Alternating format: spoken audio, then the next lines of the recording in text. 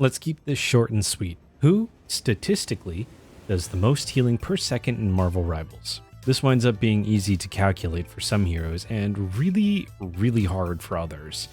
This is not a who's the best healer list, as all of them serve some kind of role situationally in the game. Yes, even Jeff, my little goober.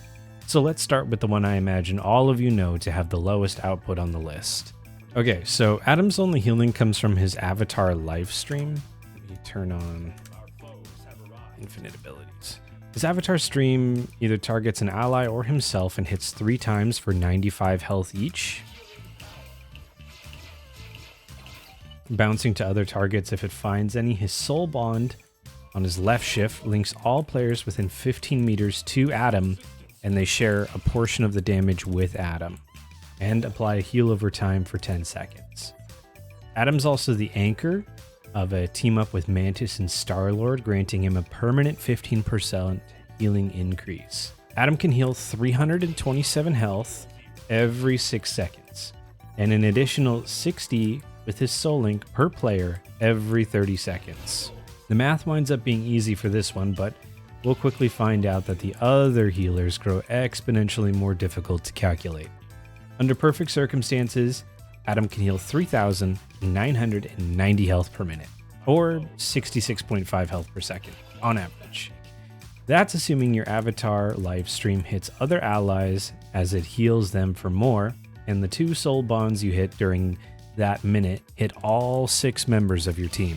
Now, obviously, you're not doing that kind of healing every second for the entire game, but it's good to put into perspective the sort of numbers to quantify what you can expect from the healers and rivals.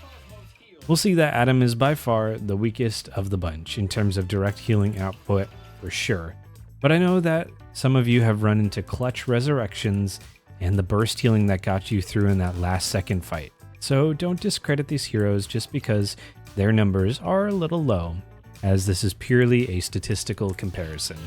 Okay, so can you guess who's next on the list? It is Mantis. Yes, Mantis is an interesting character to calculate. For the healers moving forward, I want to include a single target number and a best case scenario for multiple targets. Mantis generates life orbs every 3 seconds and can hold 4, but they only generate 1 at a time. Let me show you here really quick. See, if I use them all, they're not all generating. I have to wait for 1, and then the next, and then the next. Her main healing does 55 immediate healing and 20 per second for 8 seconds. Throwing another orb onto an ally does the immediate healing, but does not stack the heal over time, instead refreshing it. Her ultimate provides 200 immediate healing and 150 per second per person inside the area around you. The number changes as the health fills, but I want to imagine a perfect scenario where each hero can squeeze the most out of their toolkit. Ultimates in Marvel Rivals fill up a hidden bar. You gain 1 point for every health or damage you heal or do, and a passive 12 per second. Mantis' ult charges at 3,700 points. She doesn't have any seasonal bonuses that affect her healing at the moment, so her theoretical single target healing output before her ultimate, we can find that she will do 2,300 healing per minute or 38 healing per second. Doing only healing, she would gain her ult in 1 minute and 14 seconds. Assuming you pop it immediately, you will do a total of 4,234 healing in 82 seconds in total, or about 52 healing per second, including her ult on a single target. Not bad, Mantis.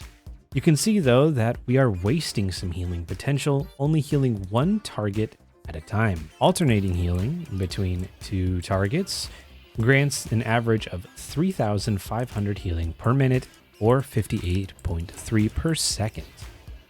That's already beating the single target healing with her ultimate. The math was easy as each player is receiving the full 20 heals per second for the full minute and 55 burst healing every 6 seconds.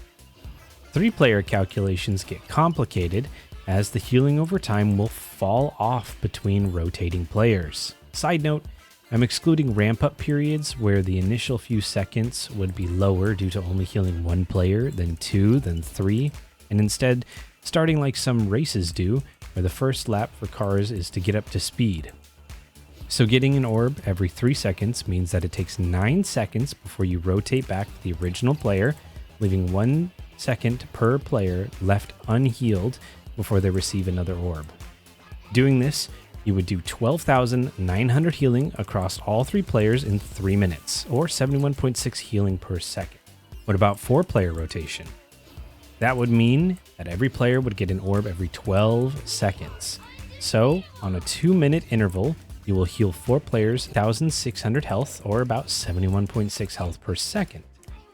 This should intuitively make sense, as at 3 people, Mantis is no longer overlapping her healing, meaning that this is her theoretical limit for healing output before her ult. And so at a perfect output, Mantis can get her ultimate in a mere 44.2 seconds. Crazy. In a perfect scenario, she will pop her ultimate on all of her allies, including herself, which generates a staggering 11,626.5 healing done in 53 seconds, which is about 219.4 healing per second on average. Next healer on the ladder above Mantis is Jeffy Boy. Jeff, my sweet king. Let's see how much healing you can do. Just holding left click can heal about 125 health per second. You can use your bubble to put 15% additional healing on someone for 4 seconds, as well as healing them for 85 health immediately on the same cycle as your magazine. This means that right before you start spewing water, you should quickly throw down a bubble, as they do not cause a global cooldown.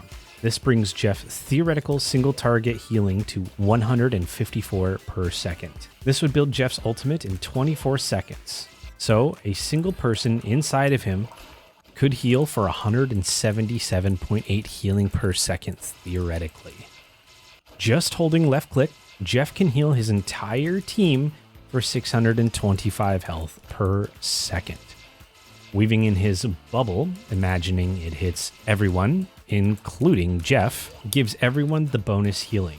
His output reaches 785 per second. This would build his ultimate in 5 seconds.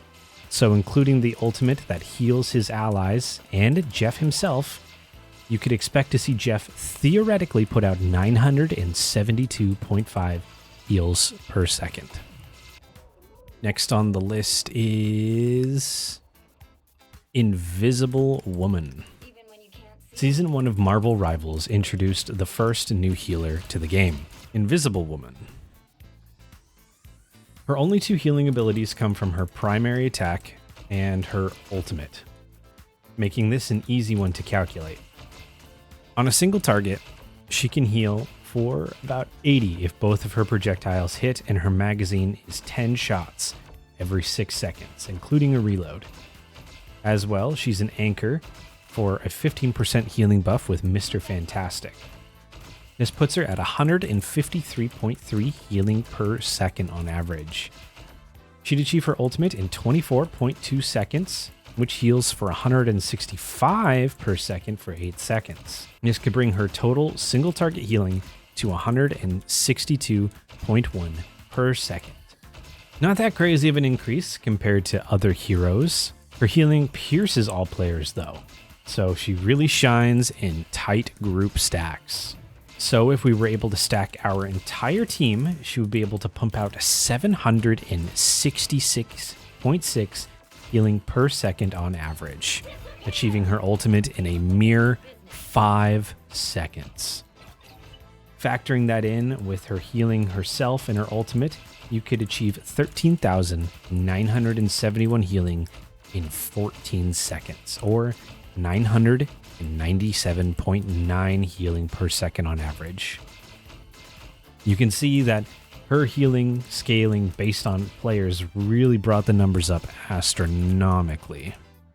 We are halfway through all of our strategists so far. Who do you think is next on the list? That's right, it's Luna Snow. The Snow Queen herself heals with her left click 3 times for 20 health each, for 60 per left click. She has a magazine of 30, consuming 3 ammo per shot, so 10 rounds before she has to reload, which takes 1 second. So her total fire rate is 30 rounds in 6 seconds. She's an anchor for a team up with Jeff and Namor for 15% extra base healing increase, and can use Share the Stage on a single ally that increases their healing by 35%. So just holding left click, Luna can output an eye-watering 155.25 healing per second. Things get interesting with her team up with Iron Fist, however. He gives her a radius healing ability called Frozen Chi. This has a 20-second cooldown and can heal you and your party members around you, and triggers her ice passive, healing her for 30 per second, as it is an ice ability. You can use this ability between shots to weave healing on cooldown without interrupting your attacks.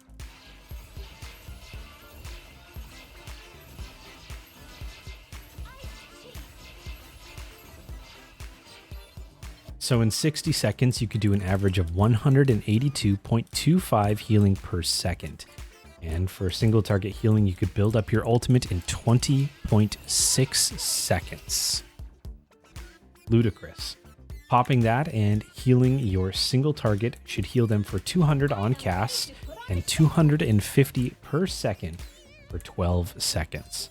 So in a single target scenario, you will do 8,627.25 healing in total in 33 seconds with an ultimate, or about 261.4 healing per second. But things get wild when you account for her healing a full party. You can use her ice arts to pierce allies for 75 base healing per shot. You can fit 9 shots during that cooldown every 15 seconds, and it also reloads your magazine, allowing you to get more value out of the ability. So imagine a scenario where your allies are all lined up and you pierce all of them, healing them all with your Frozen Chi as well. How much healing could you theoretically do then? Hitting all of your shots, you can do 20,760.75 healing in 60 seconds, or about 346 healing per second. Doing this, you can get your ult in an average of 11.1 seconds. Then if you hit everyone in your team, including yourself, for the maximum amount, you do 23,200 healing in that 12 seconds. In total, you would do 27,352 healing in 24 seconds, or 1,139.6 healing per second. Luna is the first to crack the theoretical over 1,000 per second. And it makes sense why you see her ult all the time, as she's able to build it so gosh darn quickly. Who is next on the healer ladder? It's none other than Loki. His healing comes from his left click main attack, which is replicated 2 times for each of your clones. It does 40 healing in a small bubble, but note the projectile itself doesn't do the healing. It's the small 3-meter aura around it. So, on a single target, just left clicking, you can do 10 shots and a reload in 6.7 seconds, or about 179 healing per second. Moving further, we can use his lanterns for 100 healing per second per lantern for 5 seconds on a 25-second cooldown, and this means our single target healing maxes out at 13,740 per minute, or about 229 per second. Things get interesting when we factor in party healing. Loki can heal as many people as can fit in that small 3-meter circle, but cannot heal himself. He can heal himself with his lanterns though. So how much healing could you do if we imagine we hit as many targets as possible? We could do 71,700 healing in 60 seconds, or about 1,195 per second. Despite Luna being picked almost twice as much as Loki, he manages to eke out a bit more potential healing than her due to his strong cooldown and multi-target area of effect healing. We are in the final two healers. Who do you think is number 2? That's right. It's Cloak and Dagger. Dagger does healing by left clicking, which heals an immediate target and creates a small bubble that heals anyone in it, including the original person hit. She can empty her mag and reload in a total of 6.3 seconds. She also is an anchor with a default 15% healing bonus, so on a single target, her basic left click does an average of 61.9 healing per second. You can use Veil of Light Force to boost your healing on a target by 15% for 4 seconds. You can combo this with her Dagger Storm, which does 55 healing per second for 6 seconds.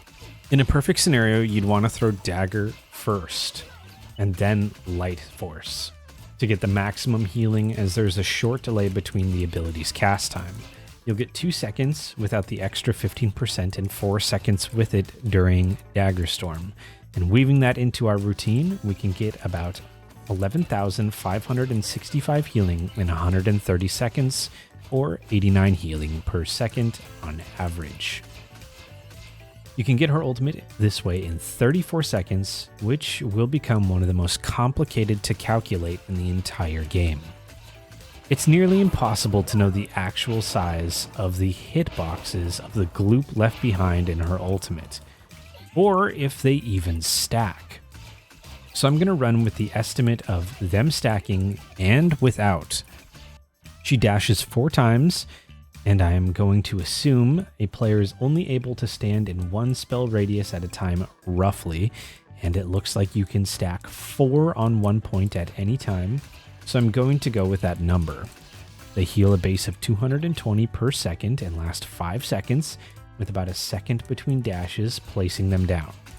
It's really hard to place them down in exact timing for how to calculate this, so I'm going to have to use an average here and say that standing in 1 stack for her entire ultimate, you'll receive about 5,060 healing over the roughly 11 seconds her ultimate lasts, or about 460 health per second. If they do not stack, it will be 253 per second, meaning single target healing, we can average 189 heals per second if they stack, and 139 per second if they don't stack. However, Dagger really shines when she's able to heal the whole team. And so when accounting for this, she can achieve 292.2 healing per second by spamming her primary ability in a group of allies. Weaving in her advanced rotation, we can bring that up to 460.1 per second of healing. And then things get crazy when we imagine stacking all of our allies in our ultimate. This would theoretically put us at 1,885 health per second with her ultimate, assuming every single person, including Cloak and Dagger, stands inside the ultimate. Despite her primary ability being fairly weak, she manages to eke out the number 2 spot in overall healing due to how powerful she scales with multiple people.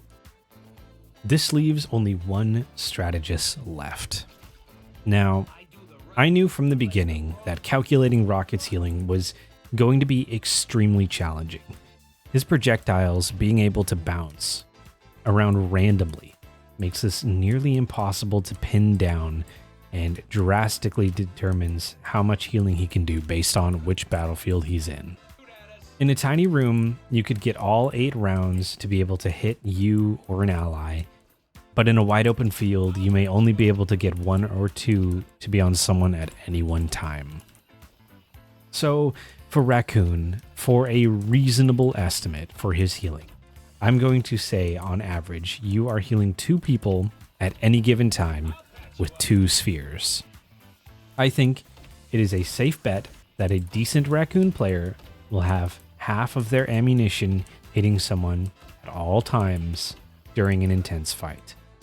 That's an easy 280 healing per second. Now let's take Raccoon to the extreme. Since you are able to sustain 8 spheres at once, If you imagined your entire team in dire need of healing in a tiny box where they would always be in contact with 8 spheres of healing, healing them for 70 apiece per second, and you 30 per second, you could see an absolutely gargantuan 3,040 potential healing per second. That is such a ludicrous amount that you would get your ultimate in 1.2 seconds. And that's why Raccoon has to be one of my favorite, most underrated healers to play, due to his sheer potential output. Again, now that you can see all the healers stacked up against each other, I want to remind you this is all entirely impossible. The circumstances that are needed to obtain these numbers only exist in theory. I woke up one morning thinking about this and thought I'd share my ramblings with the world. And with the game being live service, we will see new healers, balance changes, and much more that will make Milk jealous of how fast this video ages. So play what you enjoy and have fun in the game.